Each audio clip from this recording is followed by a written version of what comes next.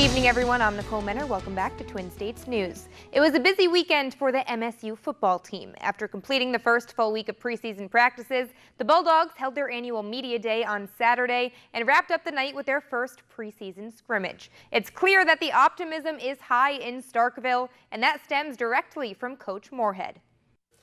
Through 7 practices, I think we've seen steady strides in our understanding and execution of our scheme in all 3 phases, in offense, defense, and special teams. 21 days left at camp until our first game. We need to take advantage of every opportunity, mentally and physically, 1 rep at a time at a championship standard. We talk to our guys on a daily basis that we can't waste a rep, a drill, a play, a period, a meeting, a practice, or a day. We need to continue to make the investment and earn the right and have our actions reflect our goals. And certainly very excited for the upcoming season. It's been a very good and productive camp so far. The kids are doing a great job. The coaching staff is aligned. Everyone's pulling the rope in the same direction, and a good reason for optimism. Over in the NFL, it's on to week 2. Coming off a win over the Jaguars to open up the preseason, the New Orleans Saints will host the Arizona Cardinals on Friday. Like most teams with a veteran quarterback, the Saints won't be playing much of Drew Brees the next few weeks. Instead, it's left up to the backups. But Brees is more than happy to see those guys getting in the reps.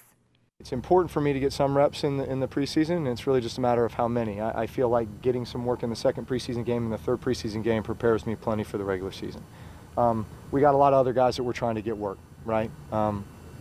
It's good that Taysom Hill gets a lot of reps, right, as we develop him. It's good that Tom Savage gets a familiarity and comfort level with this offense and these guys. It's important that J.T. Barrett gets some time. And I think just in the big picture, it's for those guys to be able to step in and run the huddle and do the things that's required of the quarterback position. So for me, what do I need to do to get ready to play for the regular season? I'm going to make sure I get that done out here and with preseason. And the rest of it is developing young players.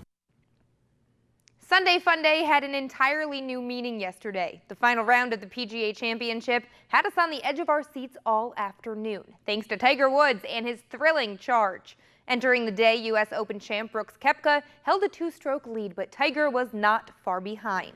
Rocking his Sunday best red in that new look backwards cap, Tiger was roaring early. His tee shot on the 3rd would be nearly perfect, just missing the cup, so he would get the birdie there. And it only got better.